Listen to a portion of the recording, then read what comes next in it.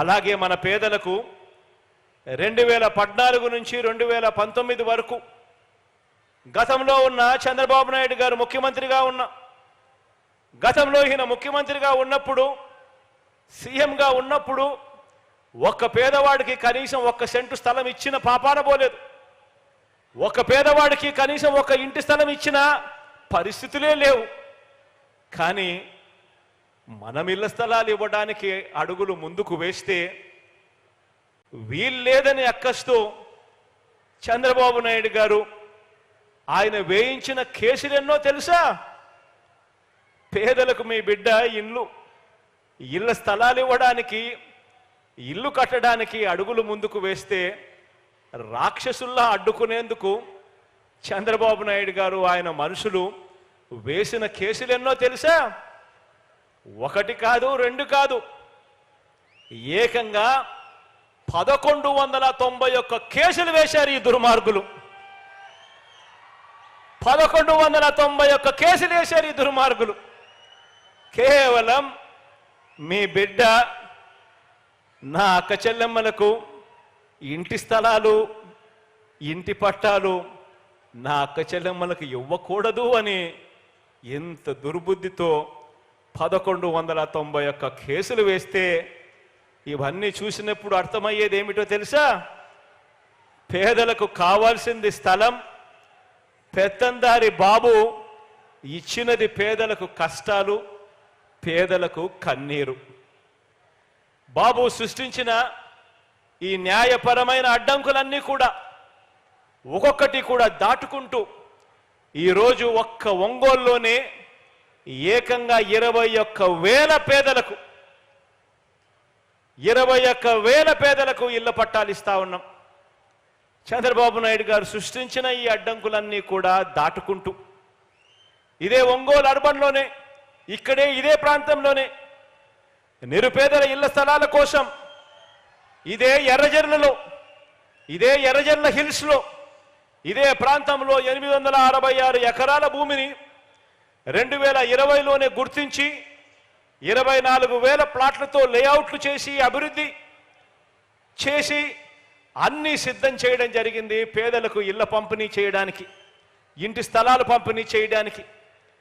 అయితే ఈ గొప్ప కార్యక్రమానికి చంద్రబాబు ఆయన మనుషులు వీరందరూ కూడా కోర్టులో వెళ్ళి కోర్టులో కేసేశారు, అడ్డుకున్నారు. ఇవన్నీ కూడా అధిగమించి ఈరోజు మీ బిడ్డ అడుగులు ముందుకు వేశాడు.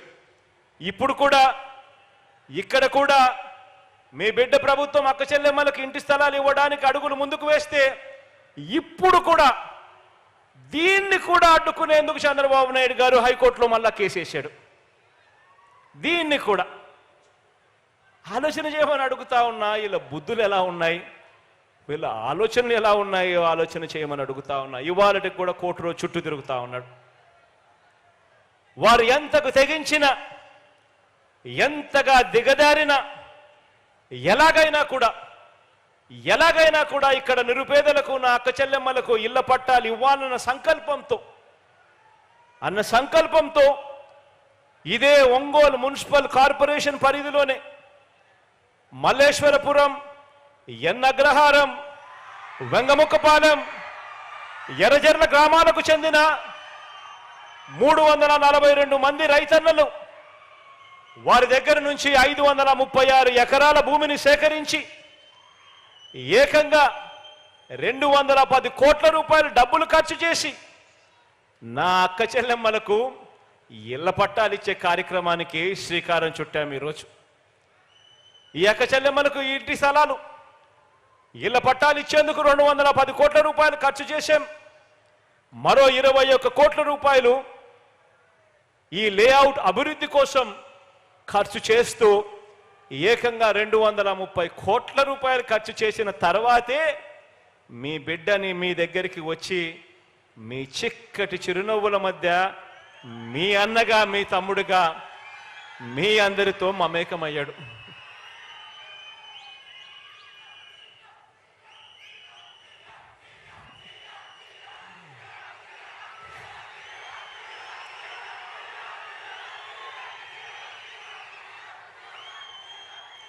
ఇదే ఎన్ అగ్రహారంలో, మల్లేశ్వరపురంలో 31 బ్లాక్స్ను,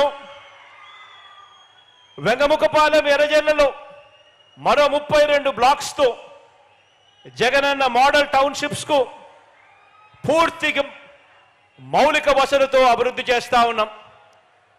ఇక్కడ ఏర్పాటు చేస్తా ఉన్న ఈ మౌలిక వసతుల కోసం ఏకంగా ఎస్టీపీ ప్లాంట్ అయితేనేమి, అండర్ గ్రౌండ్ డ్రైనేజ్ సిస్టమ్ అయితేనేమి, వాటర్ సప్లై అయితేనేమి, వీటి కోసం మరో 247 కోట్ల రూపాయలు ఖర్చు చేస్తూ ఆదేశాలు కూడా ఇవ్వడం జరిగింది.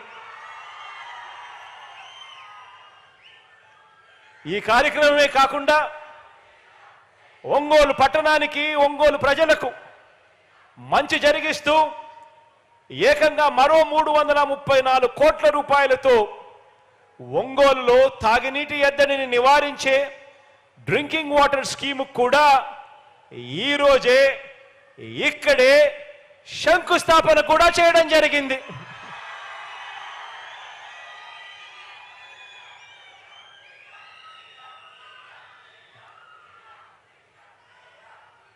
ఒకవైపున పేదవాడి గురించి, ప్రజల గురించి మనం ఇన్ని అడుగులు వేగంగా వేస్తా ఉంటే,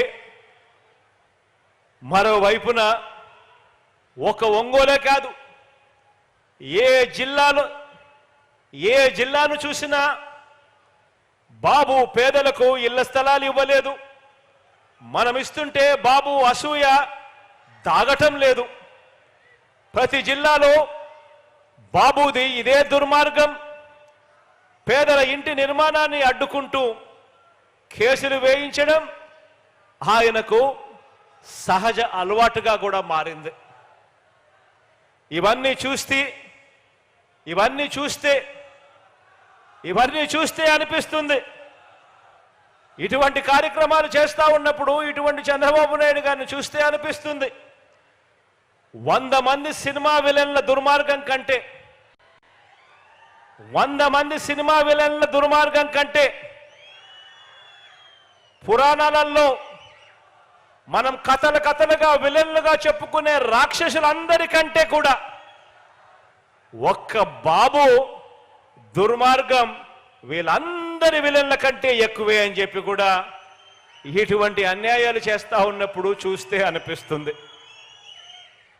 ఎందుకు అనిపిస్తుంది ఇంత బాధ అంటే దానికి కారణం ఏమిటి అంటే, చివరికి అమరావతి అని వీళ్ళు చెప్పుకుంటా ఉన్న వీళ్ళు చెప్పుకుంటా ఉన్న రాజధాని, అటువంటి రాజధాని అమరావతి అని చెప్పి వీళ్ళు చెప్పుకుంటా ఉన్న రాజధానిలో చివరికి అమరావతిలో పేదలకు ఇళ్ల స్థలాలు ఇస్తుంటే అక్కడ ఇవ్వటానికే వీల్లేదని, పేదలకు అక్కడ ఇళ్ల స్థలాలు ఇస్తే డెమోగ్రఫిక్ ఇంబ్యాలెన్స్ వస్తుందట.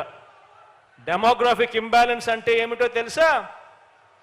పేదలకు అమరావతిలో ఇంటి స్థలాలు ఇస్తే కులాల మధ్య సమతౌల్యం దెబ్బతింటుంది అని ఏకంగా నిస్సిగ్గుగా ఈ పెద్ద మనిషి కోర్టుల్లో సైతం కేసులు వేసి కేసుల్లో కూడా వాదించాడు అని అంటే, ఇటువంటి వ్యక్తి ఇంత అమానుషంగా కోర్టులో తన లాయర్లను పెట్టి వాదించాడు అని అంటే, ఇన్ని దుర్మార్గాలు చేసి కూడా బాబు ప్రజా జీవితంలో జంకు గొంకు లేకుండా ఉండగలుగుతా ఉన్నాడు అనంటే, ఇంతకన్నా అన్యాయం ఎక్కడైనా ఉంటుందా అనే ఆలోచన చేయమని అడుగుతా ఉన్నా.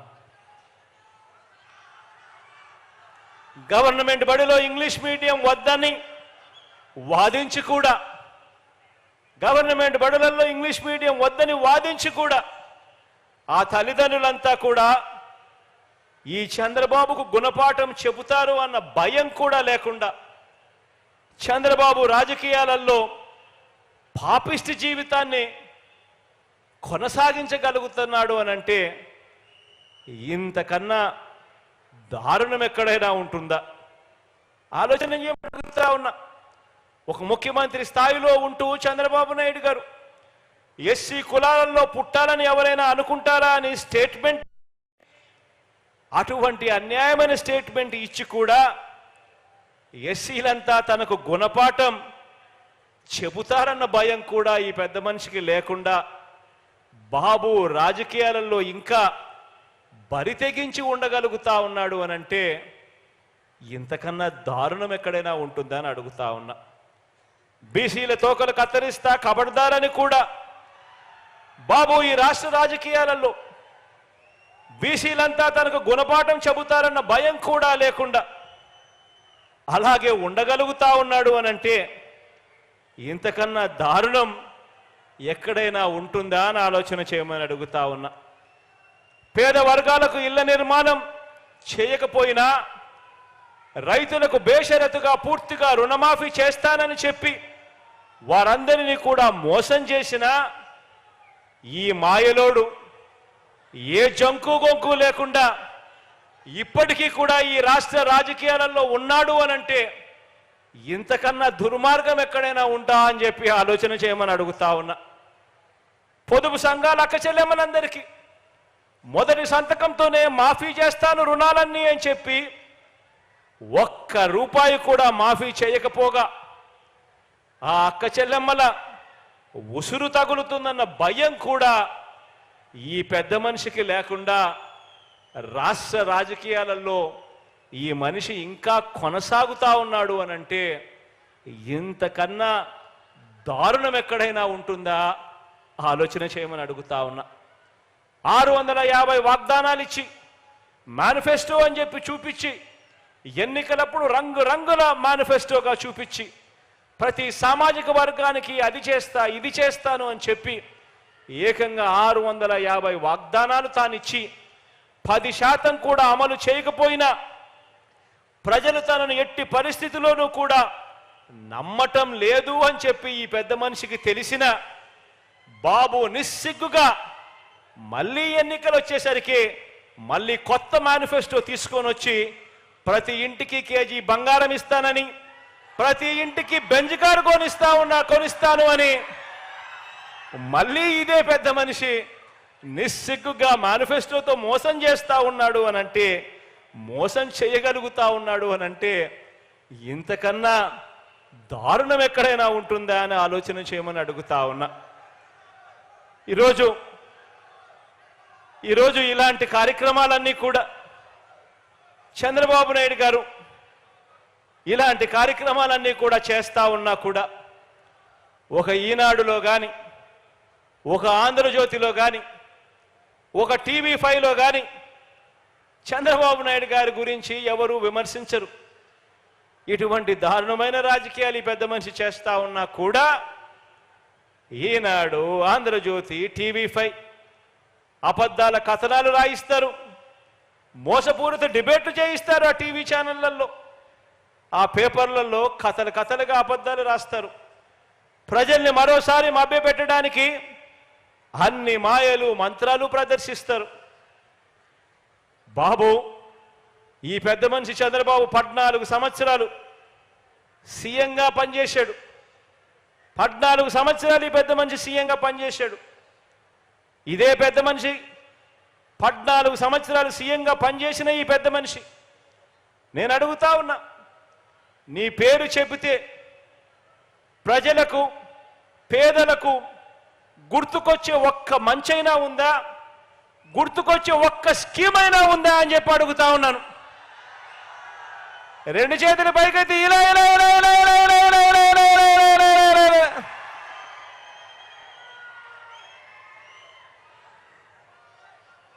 మన కర్మ ఏమిటి అనంటే ఇలాంటి వ్యక్తులతో ఈరోజు రాజకీయాలు భ్రష్టు పట్టినాయి. ఇలాంటి వ్యక్తులతో మనం యుద్ధం చేస్తూ ఉన్నాం. ఆలోచన చేయమని చెప్పి మిమ్మల్ని అందరినీ కూడా కోరుతా ఉన్నా. ఇదే పెద్ద మనిషి చంద్రబాబు నాయుడు గారిని నేను ఇవన్నీ ఆయన్ని అడిగితే నన్ను సవాల్ చేస్తావా అంటాడే తప్ప ఇంటింటికి ఫలానా మంచి చేశాను అని మాత్రం చెప్పడు. గ్రామానికి ఈ మంచి జరిగింది నా వల్ల అని చెప్పి తాను సమాధానం చెప్పలేడు. పేదలకు జగన్ మాదిరిగా నేను కూడా బటన్ నొక్కాను, నొక్కి 2,55,000 కోట్ల రూపాయలు పేదల అక్క చెల్లెమ్మల ఖాతాల్లోకి జమ చేశాను అని మాత్రం ఈ పెద్ద మనిషి నోట్లో నుంచి మాటలు రావు. చేయలేదు కాబట్టి చెప్పలేడు. ఇటువంటి దారుణమైన పరిస్థితుల్లో ఎన్నికలు జరుగుతా ఉన్న ఈ సంగ్రామంలో మనం సిద్ధం అంటూ ఉంటే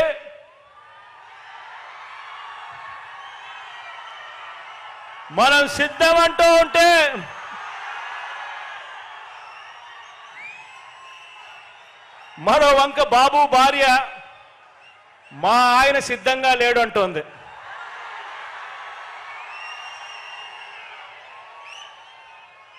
ఏకంగా కుప్పంలోకి వెళ్ళి ఆమె బాయ్ బాయ్ బాబు అంటూ కుప్పంలోనే ఆయన అర్ధాంగి నోటే పంచ్ డైలాగులు వస్తా ఉన్నాయి. మరి ఇలాంటి ఈ బాబును ఎవరు సమర్థిస్తా ఉన్నారు అని అంటే ఆంధ్ర రాష్ట్రంలో ఉన్న ప్రజలు సమర్థించడం లేదు. చివరికి కుప్పంలో ఉన్న ప్రజలు కూడా సమర్థించని పరిస్థితి. కానీ ఇటువంటి బాబుకి ఎవరు సమర్థిస్తున్నారు అని అంటే ఏనాడు ఏపీలో లేనివారు, ఏపీకి రానివారు, వారి సొంత ఊరు ఏదంటే ఎవరికి తెలియని వారు, వారికి మన రాష్ట్రంలో ఓటే లేనివారు, ఇక రాష్ట్రంలో దోచుకోవడం, దోచుకున్నది పంచుకోవడం, దీనికి అలవాటు పడిన వారు మాత్రమే, అలాంటి నాన్ రెసిడెంట్ ఆంధ్రాస్ మాత్రమే చంద్రబాబు నాయుడిని సమర్థిస్తారు. ఆలోచన చేయమని అడుగుతా ఉన్నా. ఇలాంటి పరిస్థితుల మధ్య ఎన్నికలు జరుగుతూ ఉన్నాయి. ఈ ఎన్నికల్లో ప్రతి ఒక్కరూ కూడా మీ అందరితో కూడా ఒకటే కోరుతా ఉన్నా, నాకు చంద్రబాబు నాయుడు గారి మాదిరి నాన్ రెసిడెంట్ ఆంధ్రాస్ మద్దతు నాకు లేదు. నాకు చంద్రబాబు నాయుడు మాదిరి ఒక ఈనాడు మద్దతు లేదు, ఆంధ్రజ్యోతి మద్దతు లేదు, ఒక TV5 మద్దతు లేదు, ఒక దత్తపుత్రుడు తోడు అంతకన్నా లేదు.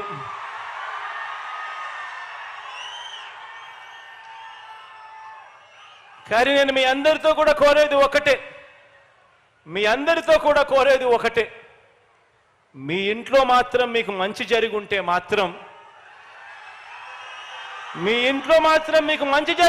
మాత్రం, మీ బిడ్డకు మీరే తోడుగా నిలబడండి అని చెప్పి మాత్రం కోరుతా ఉన్నాను.